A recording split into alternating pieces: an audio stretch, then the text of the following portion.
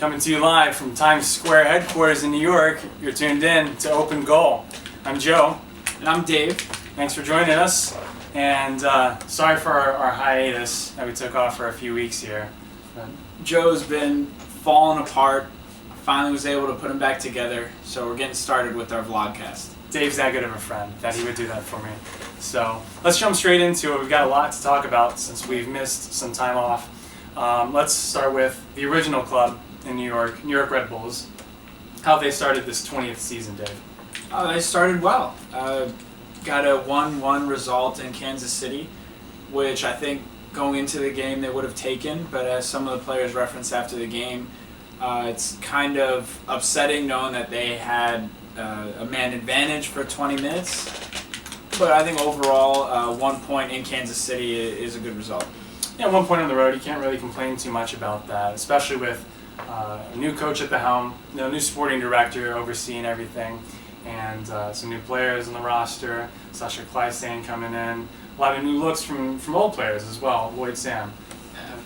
Well, Lloyd Sam, really the hero of the match. I think players were taking too long on the ball, oftentimes with Grella on the other side of the field before Zizzo came in. But then with the goal, it was really all Lloyd Sam. Felipe got it to him on the wing, he cut back in and put it in the top corner by himself. So that's definitely a new look for him. He led the league last year in crosses per game. So definitely taking shots wasn't his forte, but it looks like that's something he's trying to add to his arsenal. Well, we'll see how it turns out. Unfortunately, we didn't get another opportunity to see that second fixture since the Red Bulls were idle last week. But they do have a match coming up tomorrow. Atlantic rivalry, the Atlantic Cup starting up. Definitely, everybody's excited for DC. Just learned everybody's going to be in their seats on time. Empire Sporting Club decided to call off their protest. They're going to proceed with some different things in the first 12 minutes, but they will be in their seats on time, so that's a positive. Well, let's see how that turns out for the opener here. The home opener, excuse me, if you will, for the Red Bulls. What are your predictions for the result?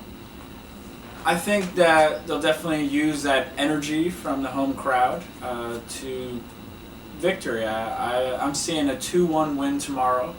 I think Bradley Wright will finally get his first goal. Maybe even another goal from Lloyd Sam attacking from the wing. Right, we're going to see a different lineup than we have seen previously. We've got some players out, Roy Miller with an injury. Salzizzo might also be coming in to fill in. So I'm gonna stick with that number as well. I like that 2-1 home opener. A lot of players are going to be really excited. All the fans should be really excited. Most of the fans, maybe not some of the supporters, but we'll see how that turns out. I don't see DC United with making a lot happen up top. Maybe a little bit. Eddie Johnson, though, being out. Terrible to hear with his heart element. Not just career-threatening, but possibly life-threatening. So it's something that a lot of MLS fans will be keeping into their thoughts throughout the season until we hear a little bit more. So jumping across the Hudson, let's talk about that new club, the really exciting things happening in New York City soccer. 3 results so far. Let's run through them really quickly. Well, first result, I think everybody saw, any MLS fan saw, Orlando City in Orlando in front of a packed Citrus Bowl. Both teams, I think, came out wide. It was wide open. Orlando definitely had more opportunities, and even more so when they went up a man. But it was a draw in the end. I think New York did better with their chances. Orlando kind of spoiled the opportunities they had, and in the end, their goal was pretty lucky. So. Very, very lucky, you gotta say, with Kaká taking the free kick, the deflection off the City defender, Saunders moving one way, the ball moving the other. So, but it was overall a very good match to watch. Very exciting to see both expansion clubs start off this season. Yeah, good story in the end. I mean, Kaká was always the right person to score their first goal in MLS history. So. It was exciting to see him celebrate, exciting to see 63,000 people enjoying the game in Florida. Well, right. So at one point that New York City took on the road in Orlando translated into 3 points when they came back home for the historic Yankee Stadium home opener against 2014 Eastern Conference champs New England Revs. And we were at that game. I'm used to a little bit more of a knowledgeable fan in the South Ward. There was definitely some soccer novices not really understanding what was going on out there. Right, bleachers are a different situation. So, but overall, it was a great match to be at. Really exciting, especially shutting down the Revs 2-0. Villa with the goal, Villa with the assist for the second goal. A lot of really good soccer we saw from City that day, right? Definitely, they were able to touch it around. They finally got Villa in the right situations, one-on-one out wide, in front of goal, touching it, 1-2 with mixed to Screwed a bunch of times, and even on his goal, there was a quick touch, and he was able to finish. So I think they definitely were in their element in a smaller field in Yankee Stadium. Absolutely, and we saw a lot of really good hard work put in by Sebastian Velasquez. I think he's a great young signing that we're going to see a lot of quiet effort put in from him throughout the season, sort of behind the scenes, off the ball, and a little bit with the ball, of course. I think he's going to be really effective for City in the midfield. Patrick Mullins coming in with the insta goal after he was signed by City from the expansion draft. Yeah, he's definitely got some hate for New England. You can see the way he celebrated in front of the third rail, kissing the crest.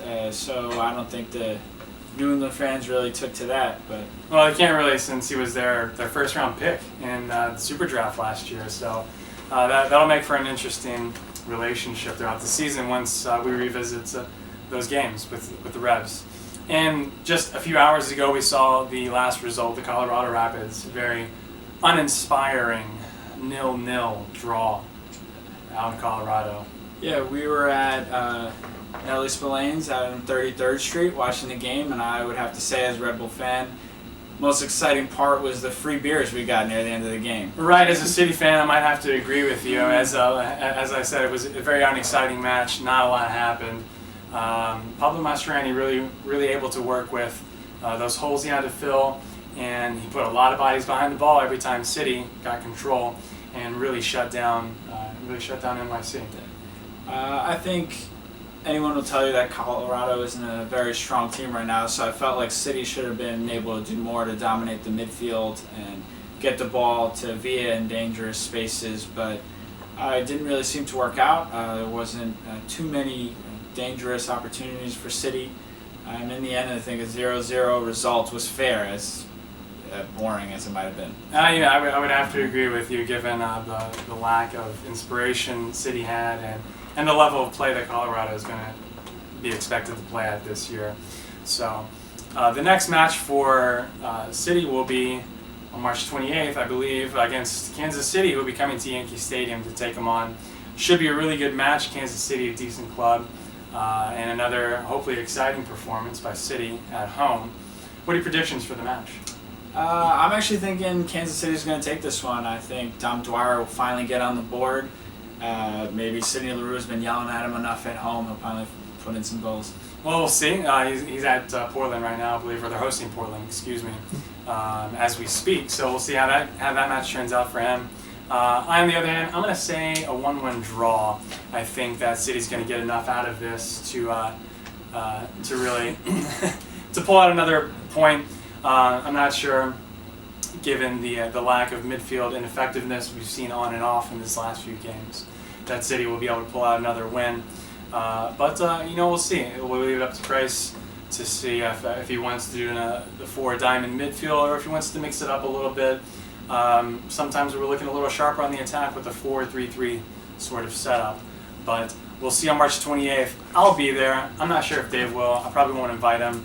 I'm not sure if anybody else will want to be there, but you can look for me. So, yeah. And for any Red Bull fans out there, you can look for me tomorrow in the stadium. I'll be the one 4 Red Bulls deep, full of energy, shouting them on. So. Well, we'll see how that turns out. We'll get back to you next week with the results from the Red Bull match, and we're going to look forward to some of the upcoming City fixtures as well. So. Stay tuned. Thanks for watching us. Thanks for listening. And we will see you in the bleachers. Go Metro.